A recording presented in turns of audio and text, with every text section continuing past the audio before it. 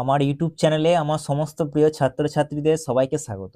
দেখো, আগের দিনে দেখবে আমি বায়ুর ক্ষয়কার্যের ফলে সৃষ্ট ভূমিরূপটা পড়িয়েছিলাম, ঠিক আছে। আজকে আমরা বায়ুর সঞ্চয়জাত ভূমিরূপটা দেখব, ঠিক আছে। এবার দেখো, বায়ুর সঞ্চয়জাত ভূমিরূপটা না অনেকটাই বড়, ঠিক আছে। পুরো বিষয়টা একটা ক্লাসের মধ্যে কভার করা অনেকটাই মুশকিল হয়, সেজন্য আমি তোমাদেরকে দুটো পার্টে দেবো এটা, ঠিক আছে। আজকে আমাদের পার্ট 1 দেবো, নেক্সট পরের দিন আমি পার্ট 2টা দিয়ে দেবো।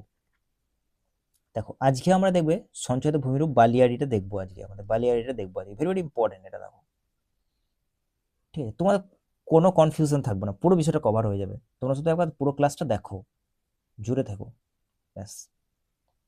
দেখো, প্রথমে চলে এসো বালিয়াড়ি কি। দেখো, বায়ুর গতিপথে শিলাস্তূপ বা গাছপালা বা ঝোপঝাড় এর বাধায় বায়ুবাহিত বালি স্তূপাকারে সঞ্চিত হয়ে যে স্থায়ী বা সচল উঁচু ও দীর্ঘ ঢিবির বালির যে ঢিবি গড়ে ওঠে তাকেই বলা হয় বালিয়াড়ি বা স্যান্ড ডিউন বলা হয়।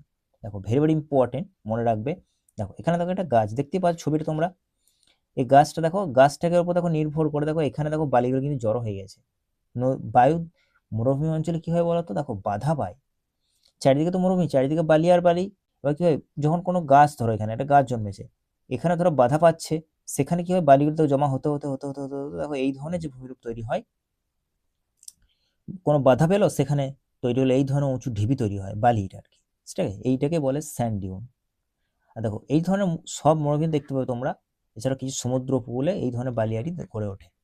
নেক্সট চলে এসো বালির কি উৎপত্তি। দেখো, উৎপত্তিটা ভেরি ভেরি ইম্পর্টেন্ট। বায়ুপ্রবাহ বাধা, প্রথমে দেখো কি হতে হবে, বাধা পেতে হবে। বালিয়াড়ি যদি সৃষ্টি হতে হয় তাহলে কিন্তু প্রথম বাধা পেতে হবে। কারণ ধরো মরুভূমি অঞ্চলে যদি বালিয়াড়ি তৈরি হয়, সেখানে তো বাধা ছাড়া কি করে তৈরি হবে, বাধা পেতে হবে। দেখো, মরুভূমি এবং সমুদ্র উপকূলে ঝোপঝাড় উচ্চভূমি বা কোনো পাহাড় থাকলে বায়ু সেখানে কি হয় বলতো, বাধা পায়। দেখো, এই ছবিটার মধ্যে ভালো করে দেখো। দেখো, এখানে দেখো একটা ছোট্ট, দেখছো একটা ছোট, এটাকে বলতে পারো পাহাড়, বলতে ছোট বড় একটা পাহাড়ের মতো। সেখানে দেখো কি হচ্ছে, বাধা পাচ্ছে, বায়ু প্রবাহ কিন্তু বাধা পাচ্ছে এখানে। এখানে দেখো বালিগুলো এসে দেখো জমা হয়ে গেছে, ঠিক আছে। দেখো, বায়ুর গতিবেগ হ্রাস, অর্থাৎ বাধার সম্মুখীন হয়ে বায়ুর কি হয়, গতিবেগ যে মারাত্মক গতিবেগ ছিল সেটা কি হয়, হ্রাস পেয়ে যায়, কমে যায় আর কি। এখানে বুঝতে পারছো ছবিটা দেখে। এবং দেখো, বায়ুবাহিত বালি রাশি এই সব বাধাগুলির আশেপাশে, মানে এই যে অঞ্চলগুলো, এখানে দেখো সঞ্চিত হয়ে গেছে এবং দীর্ঘ এবং উঁচু ঢিবি যে বালিয়াড়ি গঠন করে। তাহলে এইভাবে বালিয়াড়ি তৈরি হয়, বুঝতে পারলে। বালিয়াড়ি তৈরি হতে মেন জিনিস হচ্ছে বাধা, যে কোনো বাধা প্রয়োজন। সে উচ্চভূমি হোক, ঝোপঝাড় হোক, হ্যাঁ, পাহাড় হোক, সেখানে কিন্তু সেখানে কিন্তু বালিয়াড়ি তৈরি হবে। বালিয়াড়ি তৈরির মেন শর্ত কি না, বাধা, ঠিক আছে, মনে রাখবে। নেক্সট দেখো, বালিয়াড়ির আমরা গঠনতন্ত্র চলনটা দেখব, ভেরি ভেরি ইম্পর্টেন্ট। দেখো, দেখো কোনটা প্রতিবাদ ঢাল আর কোনটা অনুবাদ ঢাল, এটা ম্যাক্সিমাম জন কনফিউশন হয়ে থাকে এবং ভুলেও যায়। তা আমি তোমাদের এই বিষয়টা পুরো ক্লিয়ার করবো আজকে। দেখো, বায়ু যেদিকে প্রবাহিত হয়, দেখো বায়ু এইদিকে প্রবাহিত হচ্ছে, ছবিটা দেখো অ্যারোটা, এইটা হচ্ছে প্রতিবাদ, ঠিক আছে, প্রতিবাদ। অর্থাৎ যেদিকে বায়ু প্রবাহিত হয় সেই ঢালটি কি হয়, মৃদু হয়। এই ঢালটা মৃদু হবে, মসৃণ হবে, মৃদু হবে এই ঢালটা। এইটা অনুবাদ ঢাল। কেন বলো তো, কারণ এই দিক থেকে কিন্তু হাওয়াটা বয় না, এখান থেকে কিন্তু বইছে, বায়ু প্রবাহ এই দিকে হচ্ছে, তো এখানটা মসৃণ হবে। এই দিকটা হচ্ছে প্রতিবাদ ঢাল, আর এই বিপরীত দিকটা কি হবে, অনুবাদ ঢাল। পর্বতের ক্ষেত্রেও একই, যেদিকে ধরো বাধা বৃষ্টিপাত হয়, তোমরা বৃষ্টিপাতের ক্ষেত্রে পড়েছো, সেখানে দেখবে প্রতিবাদ ঢাল। আর যেদিকে বৃষ্টিপাত হয় না সেটা অনুবাদ ঢাল, ঠিক আছে।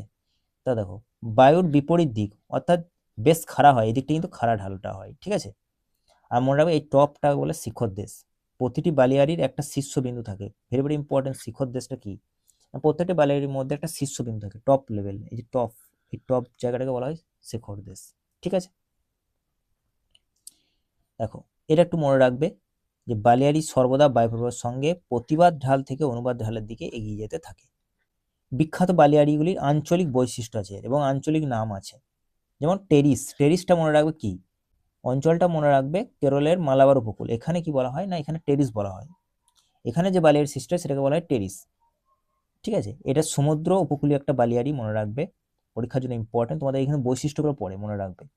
মালাবার উপকূলের এই বালিয়াড়িকে স্থানীয় ভাষায়, ওখানে যারা স্থানীয় ভাষায় কি বলা হয়, টেরিস বলা হয়, মনে রাখবে এটা। তো তাহলে এটা সমুদ্র উপকূল অঞ্চলে সৃষ্টি হচ্ছে টেরিসটা। আর ধ্রিয়ানটা কি? ধ্রিয়ানটা দেখো রাজস্থানে তৈরি হয়, এটা একটা মরুস্থলীয় অঞ্চল ভারতের, ঠিক আছে। এবং মরুভূমির চলমান যে বালিয়াড়ি সেটাকে বলা হয় ধ্রিয়ান। আর এটা রাজস্থানে, রাজস্থানে যারা স্থানীয় ভাষায়, যারা স্থানীয় তারা এই বালিয়াড়িটাকে বলা হয় ধ্রিয়ান নামে অভিহিত করেছে, ঠিক আছে। ধ্রিয়ান বলা হয় তাদের ভাষায়, স্থানীয় ভাষায় আর কি।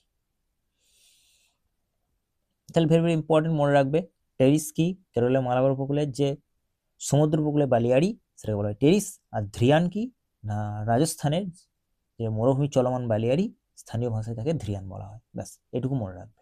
নেক্সট দেখো, এরপর আমরা বালিয়াড়ি যে শ্রেণীবিভাগ সেগুলো দেখবো, ঠিক আছে। ক্লাসিফিকেশনটা দেখে নিই চলো। এখান থেকে দেখো প্রশ্ন পড়ে, তাই এই জায়গাটা খুব ইম্পর্টেন্ট, ভালো করে দেখো। আর ম্যাক্সিমাম জনই এই জায়গাটা কিন্তু কনফিউশনের মধ্যে থাকে, বুঝতেই পারে না। তাই আজকে আমার এটাই কর্তব্য যে তোমাদেরকে ভালো করে বুঝিয়ে দেওয়া। তাই আমি চেষ্টা করছি তোমাদেরকে ভালো করে বুঝিয়ে দেওয়ার। মন দিয়ে দেখো এই জায়গাটা, দেখো তির্যক বালিয়াড়ি, ঠিক আছে, বা এটাকে বলা হয় বারখান, ঠিক আছে, আমি লিখে দিচ্ছি এখানে বারখান বালিয়াড়ি। আর একটা অনুদৈর্ঘ্য বা বলা হয় এটাকে বলা হয় সিপ, ঠিক আছে, ইংলিশে বলা হয় সিপ, সিপ বালিয়াড়ি বা বারখান বালিয়াড়ি, দুভাগে ভাগ করা হয়। দেখো এবার ভাগগুলো আমরা দেখিনি, চলো এক এক করে। তির্যক বা বারখান বালিয়াড়ি কি সেটা আমরা দেখিনি, চলো। দেখো আকৃতিটা মনে রাখবে, তোমাদের বৈশিষ্ট্য পড়ে এর, তাই ভেরি ভেরি ইম্পর্টেন্ট। দেখো অর্ধচন্দ্রাকার হয়, দেখো ছবিটা দেখো, কারণ এর সব থেকে ইম্পর্টেন্ট হচ্ছে ছবি। দেখো বারখান বালিয়াড়ি কেমন দেখতে হয় জানো তো, দেখো অর্ধচন্দ্রাকার। দেখো চাঁদ দেখেছো তোমরা কেমন অর্ধেক এরকম দেখতে হয় না চাঁদটা, অর্ধেক সেই ধরনের দেখতে। দেখো অর্ধচন্দ্রাকার বা আধখানা চাঁদের মতো হয়, এটা ইম্পর্টেন্ট পয়েন্ট একটা। দেখো বায়ু প্রবাহ কোন দিকে হয় বলো তো? একদিকে হয়, মনে রাখবে বায়ু প্রবাহ কিন্তু এক্ষেত্রে একমুখী। দেখো বায়ু প্রবাহ এই দিক থেকেই হচ্ছে, কিন্তু এই দিক থেকে কিন্তু হচ্ছে না, এই দিক থেকে হচ্ছে, মানে একমুখী বায়ু প্রবাহ, ঠিক আছে।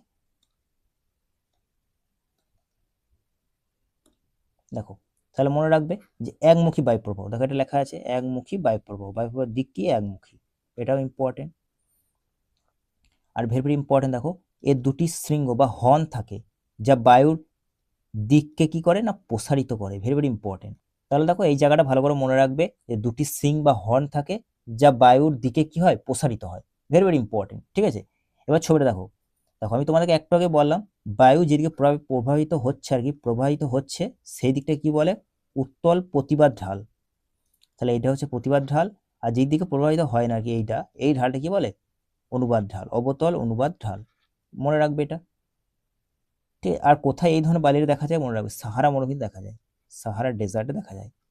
দেখো এক্সট্রা কিছু কিছু পয়েন্ট আমি তোমাদেরকে বলছি যেগুলো এই পিডিএফ এর মধ্যে নেই, ঠিক আছে, আমি তোমাদেরকে লিখে লিখে দিয়ে দেখাচ্ছি এখানে। দেখো পরীক্ষায় অনেক সময় প্রশ্ন পড়ে বারখান শব্দের অর্থ কি, মনে রাখবে বালির পাহাড়,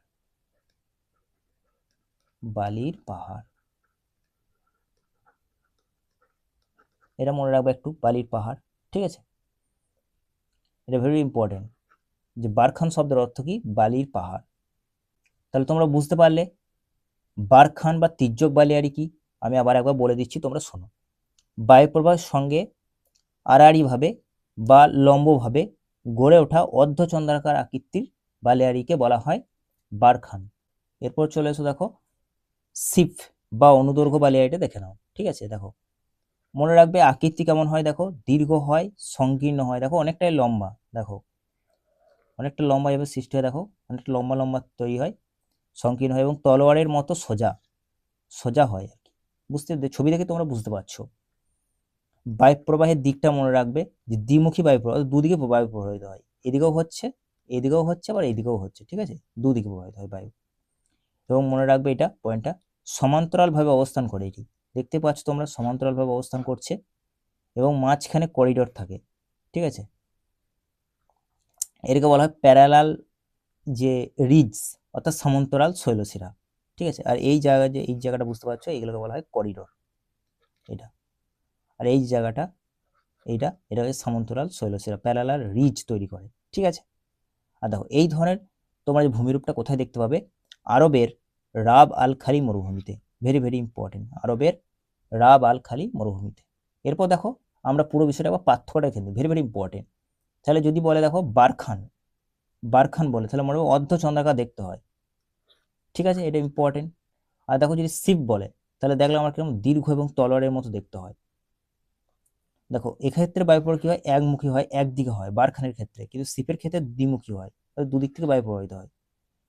দেখো সিন বা হর্ন আমরা দেখলাম যে অর্ধচন্দ্রাকার যে বারখান এর কিন্তু হর্ন থাকে, ঠিক আছে, কিন্তু শিপের ক্ষেত্রে কোনো হর্ন থাকে না, এটা মনে রাখবে। আর দেখো দৈর্ঘ্য উচ্চতা মনে রাখবে, প্রস্থটা বেশি হয় বারখানের ক্ষেত্রে, উচ্চতাটা কম হয়।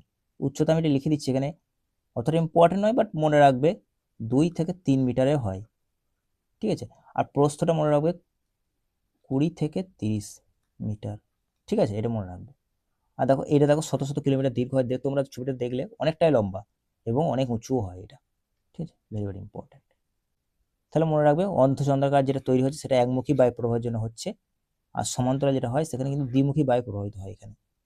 বালিয়াড়ি গুরুত্বটা দেখে নাও, বালিয়াড়ি গুরুত্ব কি, মরুকরণ দেখো রোধ করে, প্রোটেকশন।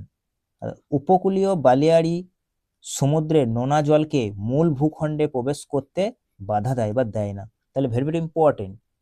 মরুকরণ রোধ থেকে বাঁচাচ্ছে কে, বালিয়াড়ি, তো বালিয়াড়ি কিন্তু ইম্পর্টেন্ট আছে।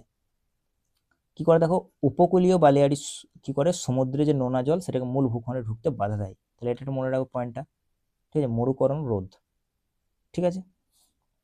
দেখো বাস্তুতন্ত্রে কি ভূমিকা পালন করে, দেখো নির্দিষ্ট কিছু মরু উদ্ভিদ বা প্রাণী আশ্রয়স্থল, দেখো মরু উদ্ভিদ এবং প্রাণী সেখানে কি করে, আশ্রয় নেয়, কোথায়, এই বালিয়াড়ির মধ্যে, তাই ভেরি ভেরি ইম্পর্টেন্ট এটা। দেখো আমি ইংলিশটাও দিয়ে দিছি, হ্যাবিটেট ফর স্পেসিফিক, হ্যাঁ, ডেজার্ট ফ্লোরা অ্যান্ড ফনা, কিছু প্রাণী বা উদ্ভিদ এখানে কিন্তু আশ্রয় নেয় বালিয়াড়িতে, ঠিক আছে। এবার দেখো বায়ুর গতি নিয়ন্ত্রণ, দেখো ব্যারিয়ার হিসেবে কাজ করে, বালিয়াড়ি কি করে, বায়ুর গতিবেগ কমিয়ে দেয়, ভেরি ভেরি ইম্পর্টেন্ট, ঠিক আছে, এবং ঝড়ের প্রভাব হ্রাস করে, ঠিক আছে, তাহলে মনে রাখবে এটা, যে বালিয়াড়ি কি করে, বায়ুর গতিবেগটা কমিয়ে দেয় এবং ঝড়ের প্রভাব থেকে হ্রাস করে, ভেরি ভেরি ইম্পর্টেন্ট। আমি তোমাদের জন্য কিছু কুইক রিভিশন নিয়ে এসেছি, এরপর আমি দেখো তোমাদের জন্য নিয়ে এসেছি প্রশ্ন। এই প্রশ্নগুলো আমি করাবো না, এই প্রশ্নগুলো তোমরা অবশ্যই কমেন্ট করে জানিও, তাহলে তোমাদের ভালো রিভাইজ হবে। এইটুকু আমার রিকোয়েস্ট, তোমরা সবাই কমেন্ট করে জানিও যারা যারা দেখছো ক্লাসটা, ঠিক আছে। দেখো কুইক রিভিশনটা আমি করে দিচ্ছি, দেখো তাহলে মনে রাখবে বালিয়াড়ি কি, বায়ুর সঞ্চয় কাজের ফলে সৃষ্ট যে বালির উঁচু ঢিবি সেটাকে বলা হয় বালিয়াড়ি, ঠিক আছে। বারখান কি, অর্ধচন্দ্রাকার একমুখী বায়ু প্রবাহ এবং দুটি সিং থাকে এর মধ্যে। দেখো শিপের বৈশিষ্ট্যগুলো দেখানো, তলোয়ারের মতো সোজা হয় এবং দ্বিমুখী বায়ু প্রবাহ এখানে কাজ করে। আর যদি বলে ধীরিয়ান তাহলে মনে রাখবে ভারতের চলমান যে বালিয়াড়ি সেটাকে বলে ধীরিয়ান। ধীরিয়ানটা কোথায়, মনে রাখবে রাজস্থান, ঠিক আছে, রাজস্থানের স্থানীয় ভাষায় বলা হয় ধীরিয়ান। আর টেরিসটা হচ্ছে মনে রাখবে, দেখো লেখাই আছে মালাবার উপকূলে বালিয়াড়ি, সেটাকে বলা হয় টেরিস, ভেরি ভেরি ইম্পর্টেন্ট। তাই নেক্সট যে 3টে প্রশ্ন দেখো তোমাদের জন্য রইলো, এই 3টে প্রশ্ন কিন্তু তোমরা অবশ্যই কমেন্ট করে জানিও। ক্লাস কেমন লাগলো অবশ্যই কমেন্ট করে জানিও, দেখা হবে নেক্সট ক্লাসে।